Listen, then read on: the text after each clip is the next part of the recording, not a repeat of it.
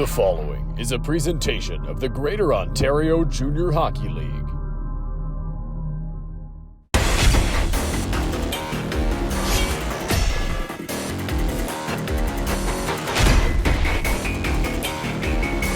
Good evening and welcome inside the North Dumfries Community Complex in Ayr, Ontario for tonight's GOJHL Spotlight Game, powered by Collins Clothiers.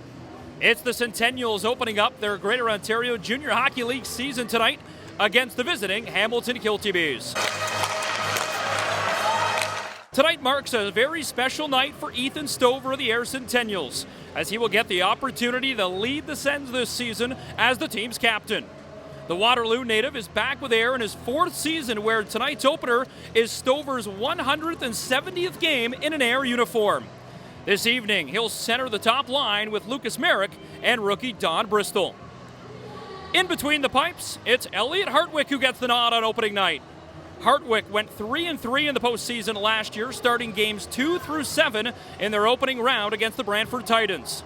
In last year's Sutherland Cup playoffs, the 20-year-old Halifax native sported a 2.91 goals against average with a .902 save percentage. The Kilty Bees this season have brought in veteran defender in Gavin McAfee-Rankin to bolster up the back end and also lead the Kilties as the team's newest captain. The Brantford native has always played close to home, as he started his junior career in his hometown, playing 3 seasons with the Brantford Bandits before playing the last 2 as a Corvair in Caledonia. McAfee-Rankin will wear number 19 this year in Hamilton. Another new Kilty Bee will make his debut for Hamilton tonight, as the former Ayr Centennial netminder Caden Newton gets the start and goal. In his rookie season last year with Ayr, Newton appeared in 26 games, winning 18 of them, and earned a spot on the Eastern Conference's all-rookie team. Tonight, he'll look for his first victory in a Hamilton Kilty Bee jersey. Prior to puck drop, we caught up with both McAfee-Rankin and Stover for tonight's Captain's Comments, powered by Collins Clothiers.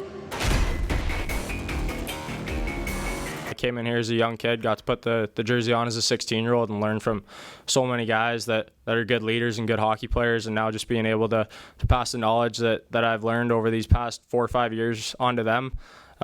It's awesome, and we got a good group down there. Everyone's gelling well, so it's easy to be in that room and easy to talk. We had a talk yesterday in the room about what everyone's purpose is. Why do you come to the rink every day? Why do you play hockey? And for everyone, it's different. There's some guys trying to do this for a living still, and there's some guys that are working full time. We got a full range, but for me, it's my last kick at the can, my last season that I get to put this jersey on. So it's leaving everything I got out there, because there's no more hockey for me after this. So going out there trying to win a championship every night and just having the best season I can, especially in my last one. Stover, he's an all-time guy. I don't have a bad word to say about him. He works, hardest worker every day, comes to practice, works hard.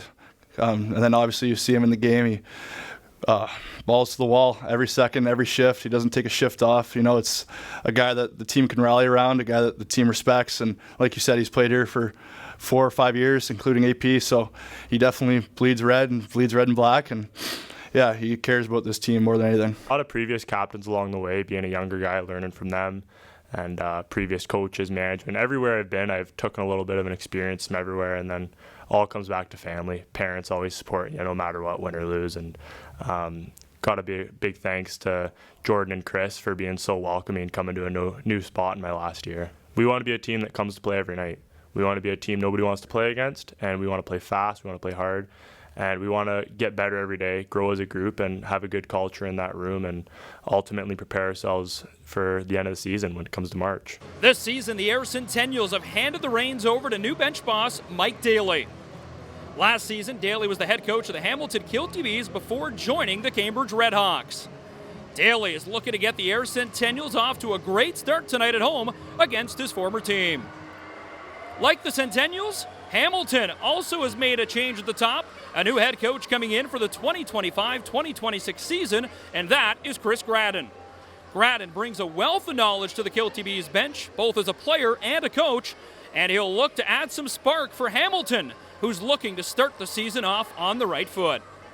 Opening weekend in the GOJHL is finally here. Sens Donuts are in the house for everyone to enjoy, and the local band Masterlink is rocking the hits all night long. fun hockey game. Oh, the good old hockey game is the best game you can name. And the best game you can name is the good old hockey game.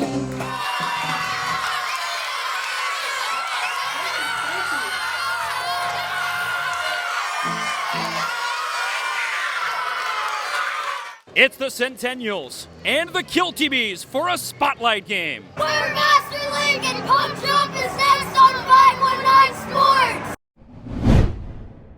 Puck slides back to the line. Derrigan once more to the far side. The shot, bouncing puck right out front. Lucas Merrick out front, he scores! The Sens off and running here at home. It's a 1-0 lead thanks to the assistant captain of Lucas Merrick. As the Centennials try to clear, picked off. Hamilton out front, forehand, tries to go right around, but a great stop. As that one will be kicked out, a tremendous stop from Elliot Hartwick. Reed, the former junior Canadian. One more to Miam. Miam tries to get it on goal, he scores! Through the wickets, and Miam, it's his first in the GOJHL, and the Hamilton Kilty Bees have evened the score at 1. Lajeunesse tries to work for the puck, back to the line it comes. We'll see the shot, that one wide. Kissel has some time, he pushes it through the blue line, but a hard check right into the open door. And no penalty on the play here, but an Ayr Centennial player now going right after. We have a fight almost breaking out right in front of the bench as they now make their way into the bench on the hit. Tangled up Hamilton, that's Kyle Burden. As we try to get you the number for the Ayr Centennial, pushed right into the open door with 9:18 to go. Delayed penalty coming on the play in a 1-1 game. It'll start back in their own end. They'll send it right through the middle of the ice with 8:55 to go. And a full 2-minute power play. Baker lost the handle on it. Here comes Campolo. Campolo tries to get it to his forehand on the backhand, but a better stop as they try to push the pace here. Great stop from Hartwick. As out of the box is Bezema. Now a 2-on-1. Here comes Ferguson. Saucer pass to the backhand. Tries to go again. Rebound attempt, and it's played wide. But a good pass from Ferguson, able to connect. Now into the middle once more. The shot blocked. Ferguson on the doorstep. Tries to hack and whack at it. But Hamilton having their way so far with the Centennials since that opening goal. McAfee Rankin. This one at the line, and the Ayr Centennials forced to push it out. 5.5 to go. Turnover. Right in on goal, but a great stop. Hartwick as he denies in point-blank range. Stover trying to avoid the pressure from Luca Campolo. Top of the far circle. Gets it back down low. Stover off the side door. Rebound. What a stop. Quick reflex, and once more, the former Centennial will rob him with 2:11 to go. Dying stages of this opening period. Ayr. Near side, Prendergast. Here they come across the line. 3-on-2. Nice feed into the middle. Right around the doorstep, but a great stop. Newton as he's able to get the toe out. Push right into the netminder. Newton able to fight off Merrick. And Rivard gets it back to the blue line. Opening up. Hadasol, the shot, scores! Rebound, put home. And Lewandowski, the Guelph second-round pick in 2025, restores the Ayr Centennial lead. Big, juicy rebound, and Lewandowski makes no mistake. The Centennials go up by 1. Numbers again, a 2-on-1 the other way. Kissel with possession. Kissel to his backhand, but a great stop sliding across, staying square to the shot. A better stop from Elliot Hartwick. A lot of time spent in this second period in the neutral zone as back they come now. Tries to get it through 2 Centennials, but he's stood up by Mitchell. Stretch pass all the way to the near side. Ross in across the line of the shot, but a better stop as Kason Craig gets denied. This one to center. That one will be dumped in. Out of his goal, Hartwick. Hartwick looks for options. Dawson Moore is first there. Right on front. Bouncing puck. Big juicy rebound, and Hartwick saves the day. As now some pushing and shoving on the far side. The big man, Owen Miam, tangled up on the far side as he shoves his man to the ice, but nothing really coming here with 6:47 to go. Good stop from Hartwick. Rimmed around off the far wall. Touch pass, 2-on-2. Now a 2-on-1 if they hurry. Has Lyle going to the goal. The shot, scores! Upstairs he goes. And just like that, Cooper Reed is first in a Hamilton Kilty Bee uniform, and we're tied at 2. Quick snapshot. Looks off Lyle, and he makes it 2-2. Out of his goal, that one will bounce around to the far side. Hamilton tries to clear the zone. 2-on-1, Campolo. Campolo slides it across near side. He rings it off the goalpost. Kyle Burden inches away from his first in the league. Wilsey sends that one across. Duquette off the blade, and out he comes to get the puck back. Hamilton has it right here, but a big check from Duquette as that'll rock the place here at the NDCC. Drops it back. Sets it up here. A little bit of havoc out front. Is tangled up. His stick's caught. As that is, I believe, Bristol tangled up. As they work it free now. Battling for position out front. Back door. What a stop coming across. Bouncing puck, and oh my, what a stop from the Hamilton netminder. Newton, tremendous out front. Battling for position. Looks for options. It goes behind the goal, Rivard. Into the slot, but a great stop. Point blank range, and Newton shuts the door again. And a good blocker save once again. Newton will have to be big here. Baker wants it up top. Nice pass across the shot. Newton, though, again slides across, and he's square to the task. A little pushing and shoving as they go after. That's Lyle and Stover going toe-to-toe. They'll be separated quickly with 4:08 to go in the third.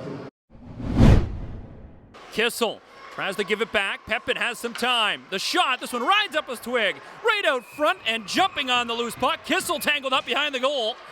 As a little pushing and shoving here, but the puck right underneath the netminder Hartwick for a stoppage with 5:11 to go. Lyle trying to get it as well. Puck right out front of the blue paint, but it's going to be the Ayr Centennials who come away with it. Numbers the other way, shorthanded. Rivard, dipsy doodles, but a great defensive play. Out front now, right out front. Oh, what a stop! A tremendous save, point blank range, a shorthanded chance. We're back to 4-on-4. George Raymond opened up top. 30 seconds to go on the clock. What a big moment it could be for a couple of these guys on the ice looking for their first GOJHL goal. That one denied. Now a stretch pass the other way. Odd man rush, it's a 1-on-0. In alone, the shot scores! What a way to end it, Prendergast, the hero in overtime! The Ayr Centennials 3 and the Hamilton Kilty Bees 2. It was a amazing pass from Dawson Morris, breakout pass, and I kind of saw that the defender was playing up a bit and had some room, so I was pretty tired, I had a back check earlier in the shift and just went down and didn't overthink it, just went in and shot it, and then, like you said, there was a bunch of kids in the crowd. It just kind of wasn't thinking, did the first thing I thought of and just jumped in the glass. Hartwick was definitely the savior for us today. He kept us in that game for the full 60 minutes. It would have been definitely a different game if he hadn't played how he did. So all credit to him. And like you said, back and forth game. Kind of they had their chances, we had our chances, but definitely feels good, especially in overtime. We struggled in OT in the preseason against Caledonia, so definitely feels good to win this one. Number one, the win was pretty exciting. The opportunity to kind of get a win against my old team first time back on the bench. To see a guy like Prendy finish that play for us. A little bit of a tumultuous summer, and I knew who he was a couple of years ago when I was in Brantford.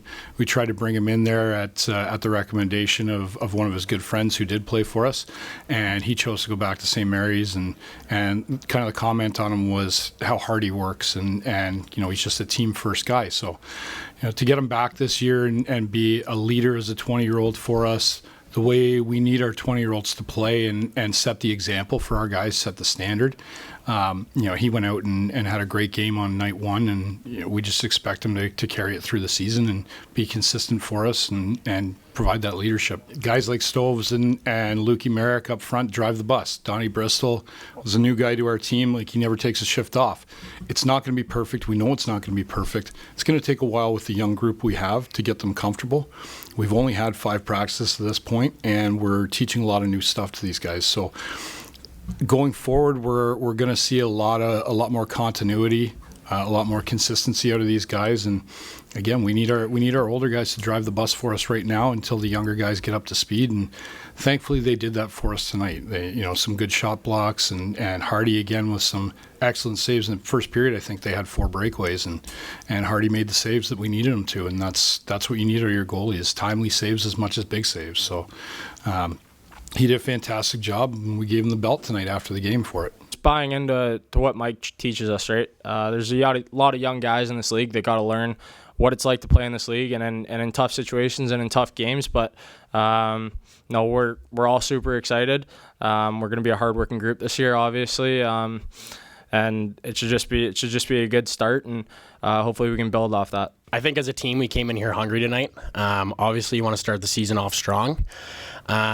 But ultimately, you know, we played hard, we battled, and it came down to, you know, one play at the end, and ultimately it's just a building block for us to build off of for the rest of the season. It's a long season, and we just look back on this, move on from it. Obviously, I want to help the team out as much as I can, and you know, Kissel just hit me as I was flying through the middle, and I was able to beat the D and come down and just put it over the goalie's shoulder, and obviously it feels good. First game as a Kilty B, just to help out and contribute to the team.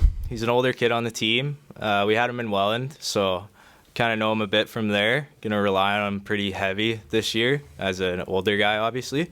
Yeah, that goal, just a great shot. Just not much else you can really say. I don't know. It's just an amazing shot there. I think come December, in around there and around halfway through the season, we're going to be a team that's feared. We're going to be a team that plays with a lot of speed, a lot of grit. It's not going to be easy coming into Mountain Arena. How would you describe the taste of the Sens donuts?